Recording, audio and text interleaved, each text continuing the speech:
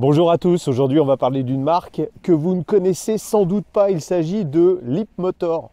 C'est un constructeur chinois qui va s'implanter en France dès la fin de cette année 2022 avec plusieurs modèles, dont cette petite citadine qui s'appelle la T03 et qui vient chasser sur les terres de deux modèles qu'on connaît bien chez nous. Il s'agit de la Renault Twingo électrique et surtout de la Dacia Spring. Alors, elle a des caractéristiques qui sont supérieures aux deux modèles que je viens de vous évoquer. En revanche, au niveau tarif, elle n'est pas très loin puisque bonus déduit, c'est rare que je vous le dise au début du sujet, mais on sera juste en dessous de la barre des 20 000 euros.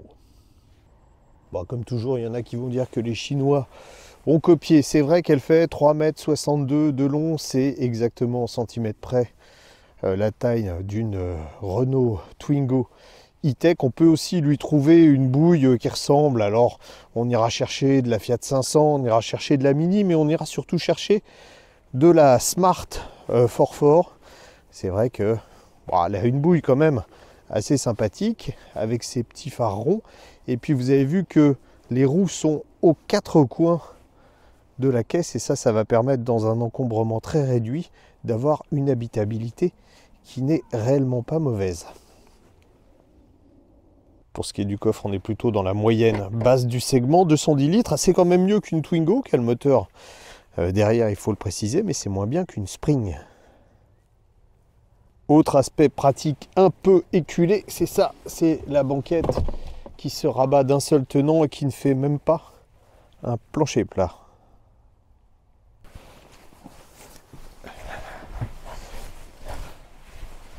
On est pas mal installé à l'arrière, il y a de la place, j'ai réglé le siège avant pour moi, et puis on peut considérer presque que c'est du luxe à ce niveau de tarif.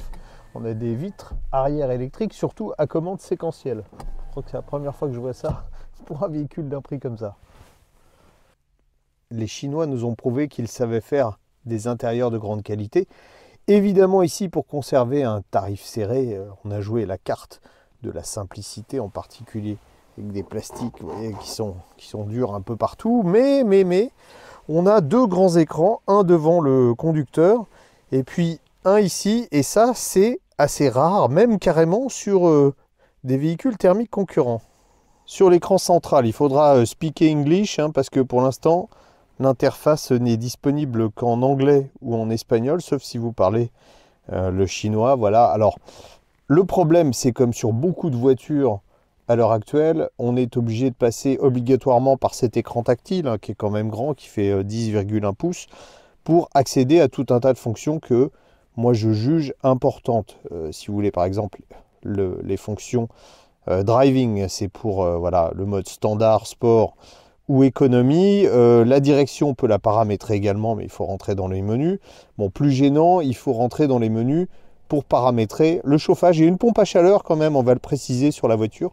On la met en route ici, à la clim, mais c'est une pompe à chaleur, donc c'est réversible. On peut faire du chaud également, ce qui permet de réduire la consommation électrique. On a un écran de 8 pouces face au conducteur, et puis on a même des commandes sur le volant. Ici, bon, c'est pour le volume de la radio.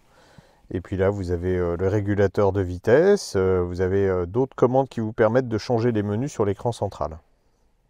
Les acheteurs ne seront pas embêtés par le choix des finitions puisqu'il y en a une seule, mais la voiture est très bien équipée d'origine. On a même un toit vitré panoramique qui n'est pas ouvrant quand même.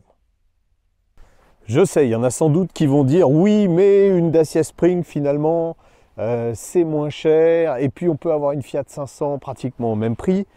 À un petit détail près, qui n'est pas un détail d'ailleurs, c'est que sous le capot, ici, on a un moteur qui développe 109 chevaux. C'est 2 fois plus que la Spring, c'est même plus de 2 fois plus que la Spring.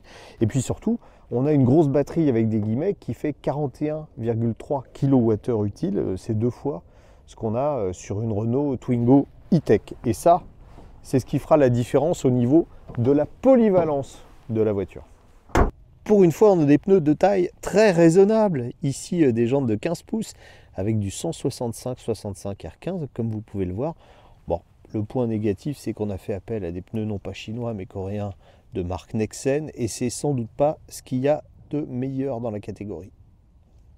On rentre dans la voiture avec la télécommande. En revanche, il n'y en a plus besoin. Pour démarrer, on appuie sur le bouton start-stop. Ici, on passe les vitesses comme on le fait sur une BMW ou une Mercedes. Voilà, c'est parti. Au départ, on a le son un peu présent. En fait, c'est le système qui est censé alerter les gens devant la voiture qu'on est en véhicule électrique.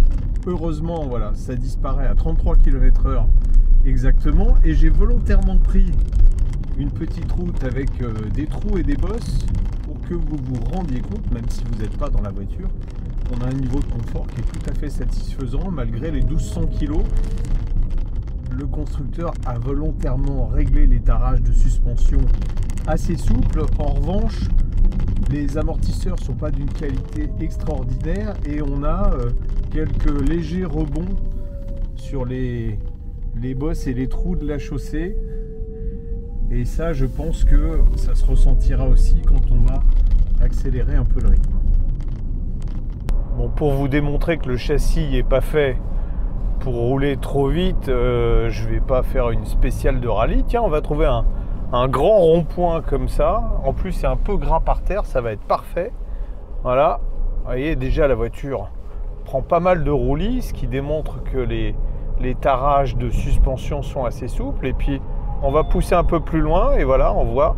Et on entend en plus que ça souvire pas mal de l'avant, mais rien d'inquiétant puisque en fait quand ça s'ouvre comme ça, il suffit de lâcher le pied et ça revient directement. On entend le petit ding d'ailleurs, c'est l'anti-patinage qui se manifeste, donc ce qui prouve qu'il est efficace.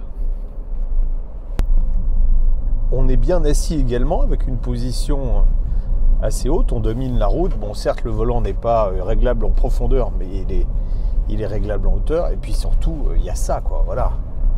Dès qu'on accélère, on a une réponse immédiate du moteur, 154 Nm de couple, 109 chevaux, ça permet de passer de 0 à 100 en 12 secondes. Et il y a quand même assez peu de citadines qui offrent des performances comme ça. En plus, on a un freinage régénératif qui a été pas mal étudié, qui est bien dosé, vous voyez. Bon, déjà, alors frein moteur, on va le paramétrer, je vais vous faire voir comment on fait. Mais sinon, la transition entre le frein électrique et le frein mécanique est imperceptible. Et ça, c'est assez rare. La ville, c'est plus le terrain de jeu de la voiture. D'abord parce que elle braque dans un mouchoir de poche. Et puis ensuite, parce qu'on peut la configurer. Vous voyez, je vais dans le driving setup ici. Alors, on a un driving mode, je vous explique après. Mais d'abord, on peut régler la direction. Bon, franchement... vu déjà qu'elle n'est pas d'une précision extrême, on peut la laisser sur confort. On n'a pas de retour dans le volant, mais c'est pas gênant. Et puis ici, on peut, alors sur le mode de conduite, on peut avoir un mode standard. C'est sur ça qu'on est en ce moment. Bon, vous voyez, bon, confort, ça va. Hein. Sport, un peu plus de vivacité. Éco, alors là, on va diminuer la puissance du moteur. En ville, c'est pas gênant du tout et surtout, on aura du one pedal drive. Ça veut dire quoi?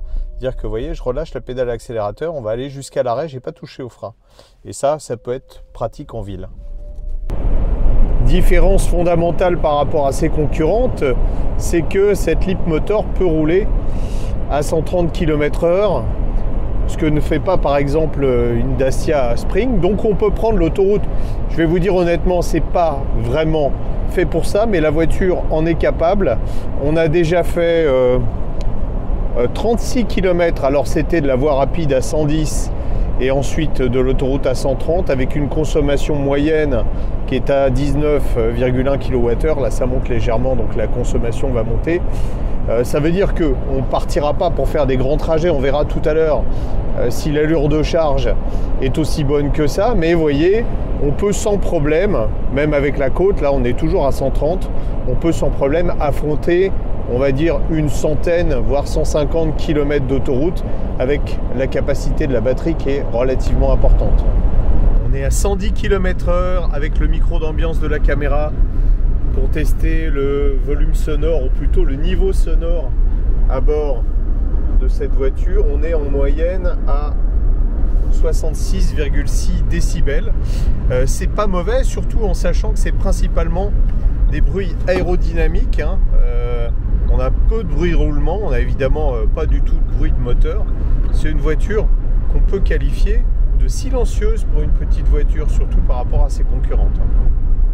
Si on veut parler consommation, on a fait donc 100 km avec une partie d'autoroute et puis de la route à 110, mais aussi de la ville et puis là de la petite route, exactement depuis 25,3 km de petite route. On a une consommation de 13,9 kWh sur la petite route, c'est très raisonnable. Et au global, avec l'autoroute, on a une consommation moyenne de 17,9 kWh.